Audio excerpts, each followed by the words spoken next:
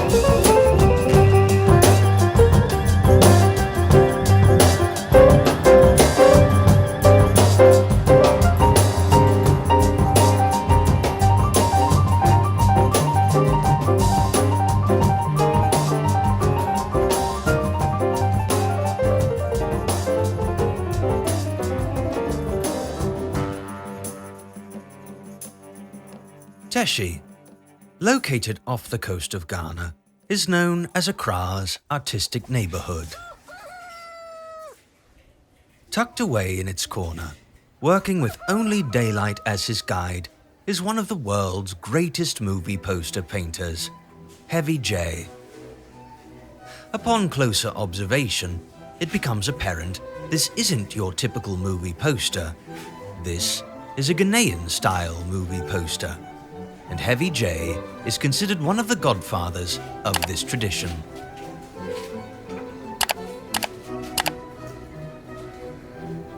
During the 1980s, mobile cinemas began cropping up around the Ghanaian capital of Accra. These cinemas played a mix of Ghanaian, Nigerian, and US-based films.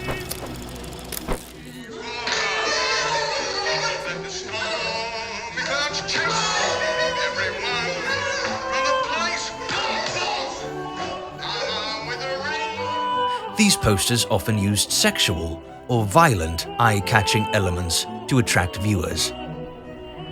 You see, sometimes the movie poster, the movie is very, very nice, but the poster is very dull.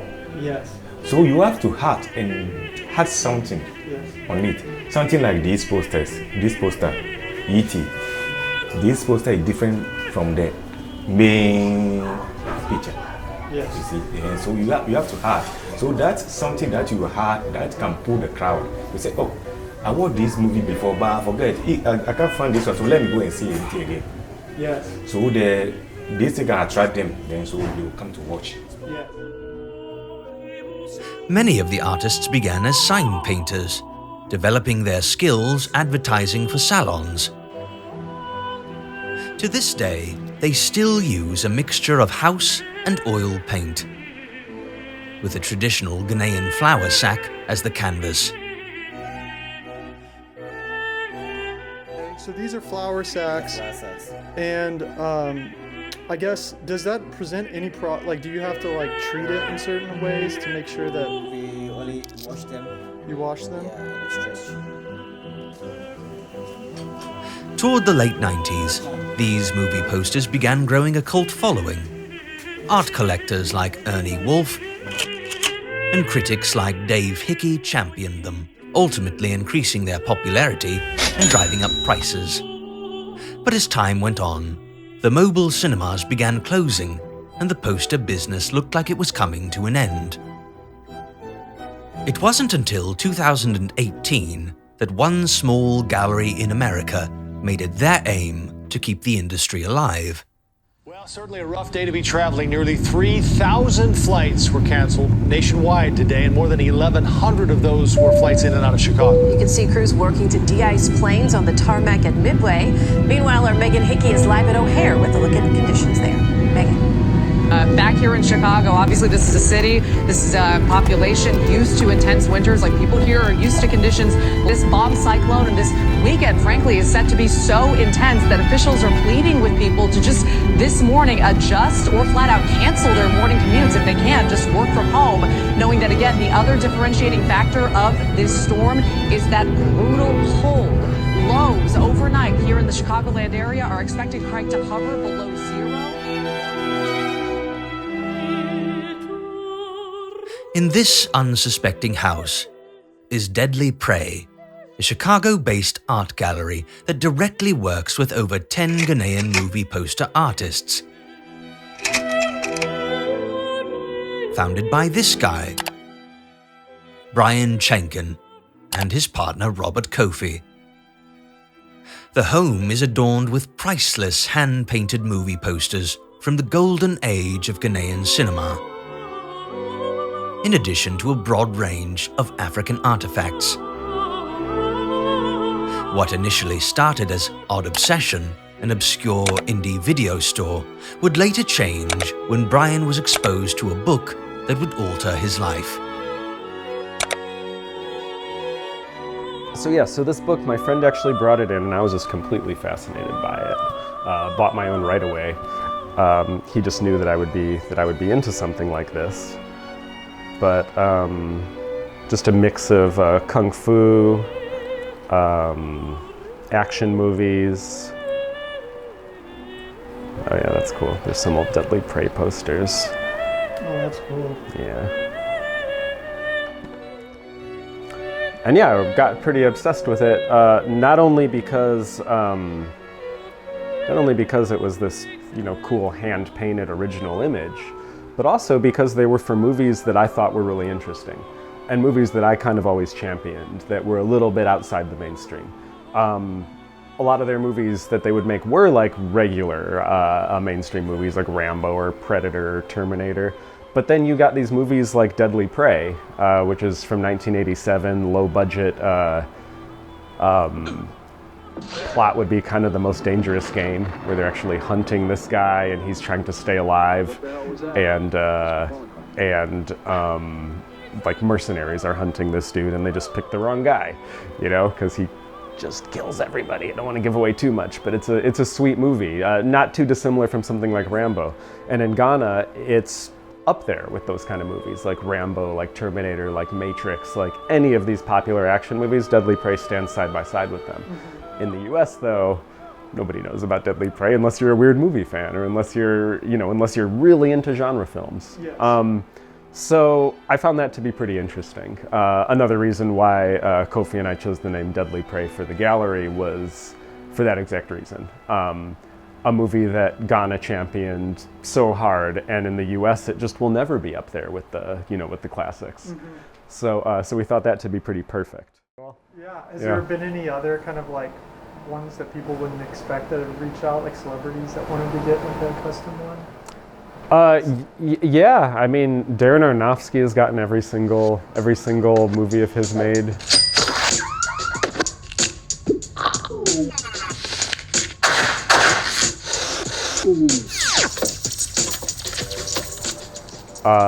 Obviously, there's Terry Zwigoff. What do you think you're doing? Shut up, that damn noise! Rock and roll, baby. Freedom of speech. That guy rules. I can't believe we made it. We graduated high school. So, what's her name? From Scarlett Johansson. Not Scarlett Johansson, the other one. But don't put this in. So getting into the custom movie posters, which is really our bread and butter. That's how we do our thing. So when somebody wants to do that, what I do is I just ask them first off, okay, what do you want made? Explain to them, like, if you're not familiar with this process, please be open-minded, because you might not get exactly what you want, or you might not get exactly what you think you want, but then you were going to want it, so that kind of thing. What I do is I'll ask for some photos. I'll ask for a description of kind of what they're envisioning.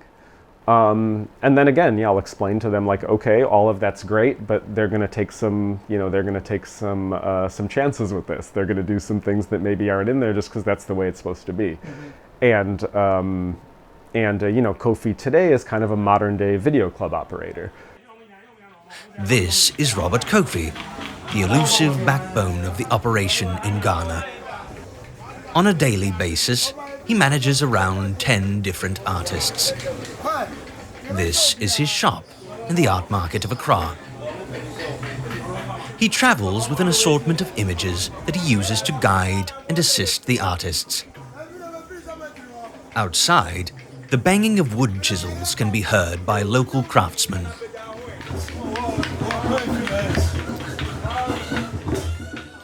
Kofi, like many underprivileged people in Ghana, grew up as a street kid, regularly working at the mobile cinemas for money. We're heading towards Rex Cinema. He takes me by the old Rex Theatre, a place where Ghanaian movie posters would have been used. Oh, wow. So that was an old cinema. Yes. With the proliferation of at-home entertainment, almost all these theatres have become a faded vestige. Down the way from the Rex lies another reminder of a bygone era, one that stands as a complicated symbol of Ghana's past.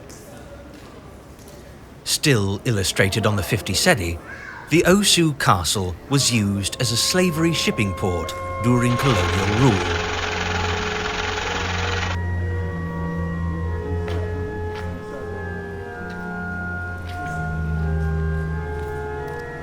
The 1,001 slaves were sold out of the country. This is the steps you descended for last. So if you are a slave and you are descending these steps, that means you are getting to the final stage of the program. That means you are leaving the country.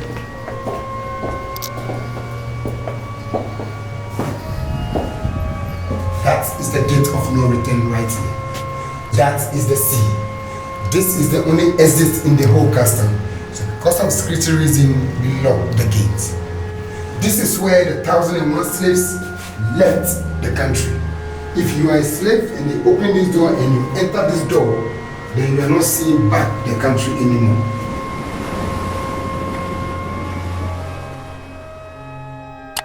The castle was later recreated by renowned sculptor PAA Joe in his series The Gates of No Return, where he wrestled with the effect of slavery on Ghana. PAA Joe is mainly known as a fantasy coffin maker. Body proportions are almost exactly correct. You can go inside.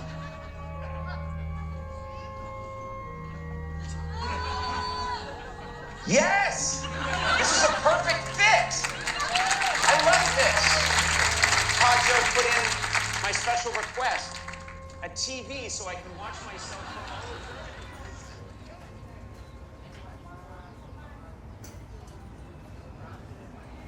over. My name is Jacob, and the son of the international renowned coffin artist PAA Joe.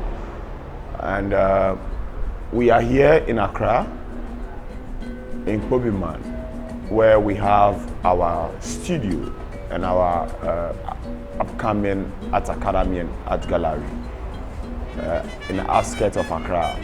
Yes. So all you see here are fantasy coffins. And in Ghana, it's a tradition that people are buried in a coffin that represents their career, the symbol of their family, and what they are addicted to.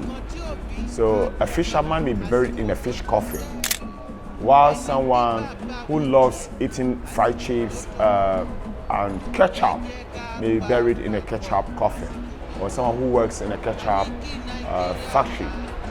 Yes. So the royals in Ghana are only permitted to be buried in a coffin in the shape of a lion, an eagle, and a sandal as a sign of authority. If you are not from the royal family, you will be permitted to be buried in these coffins I mentioned. Yes. And we have two kinds of wood in making these coffins here in Ghana. We have the softwood, we have the hardwood. The softwood are purposely for burial, while the hardwood are purposely for international displays. So when someone dies, the coffin is being decided by the family. So the family comes to us Sometimes they bring a replica of what they want, or sometimes an image of what they want, and they commission, and it takes probably between 4 weeks and above, depending on the details of the coffin. Okay. Meanwhile, the dead will be in the mortuary until there's a time, and anyone at all in Ghana is able to buy his fantastic coffin to be used as a means of transport to the afterlife. In between shooting, I opened up Instagram and saw that the art world enfant terrible, Kenny Schachter, was selling his baby blue PAA Joe Porsche coffin. In 2012, he wrote a GQ article about traveling to Ghana to commission it, so I reached out for an interview. Whether it's the coffin of PAA Joe or a sculpture or a painting, art is about two things, which is self-expression and communication. And art can exist in a forest, a bush for that matter, or unfortunately stashed away in a storage facility somewhere. Art has to be shared and becomes a jumping off point to talk to each other and to relate to each other. And this experience that I had with my kids was, I mean, it was a little unsettling, various aspects of pervasive poverty that we witnessed. And it was jarring on certain levels, but it was just amazing to see the way with such little resources that everybody in the West takes for granted, how it doesn't take much to do a lot. Yeah. With the little resources. I mean, the studio had no electricity when we were there, barely had any window coverings. And for materials, the bits of wood and various elements that made up an individual coffin / sculpture were really, found objects that were recycled in the most extraordinary, creative, and beautiful way, made with love and care and great individuality. And the way that they all worked together was super perfect, because we do the same exact damn thing, from making stuff together to staging exhibitions together and having a joint way to relate to each other through art. And that's what it was. And the whole thing was just pretty extraordinary. Later that night, I got a call from Kofi saying he pulled some strings and got us access to the last operating mobile cinema in Accra. Across a rickety bridge, amidst a bustling fairway of street vendors, stands Bombay Video Store, whose name can regularly be seen on Golden Age Ghanaian posters.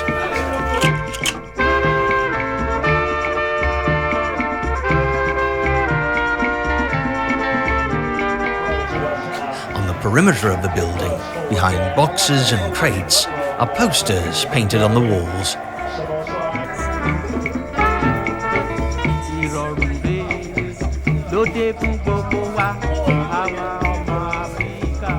Kofi takes me to the chalkboard, where show times are scheduled. But it doesn't take long until we're sequestered by a group of drinking adolescents.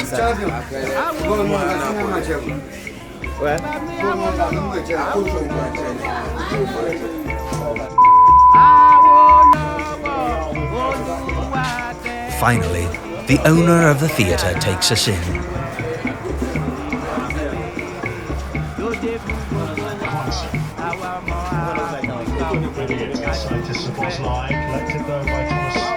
Adorning the ceilings are old posters. Every inch of the walls are VHS tapes.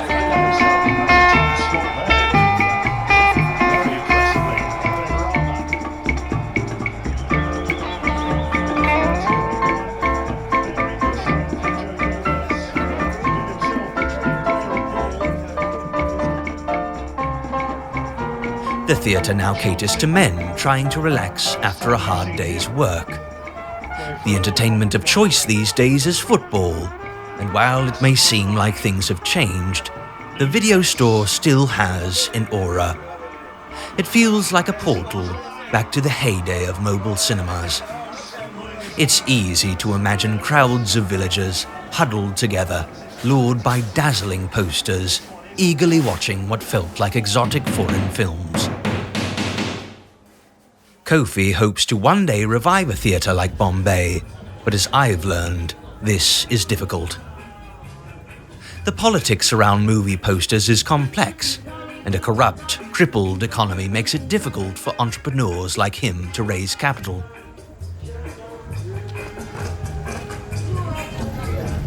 Not even below a tip of the iceberg. You know, there's a lot the government can actually focus on to actually bring back revenues to this country. Yes. But then they're not interested. Yeah, corruption is so high, and they are so self-centered. Whatever comes in any project or anything at all, they think of their benefit first. The next day, Kofi takes me to his shop and shows me this.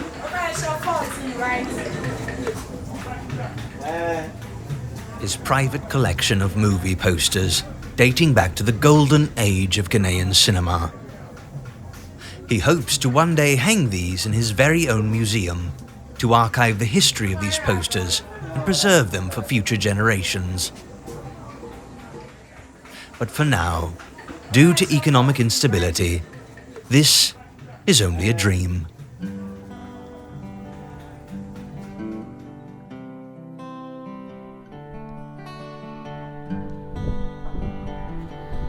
Okay, all right. I think it was a success. We're wrapping up filming today at the Hotel Green. I think my room here probably has cum, blood, maybe even black mold in the shower, but that's all right. I'm gonna get a beer, chill next to this pool, and y'all can fuck off.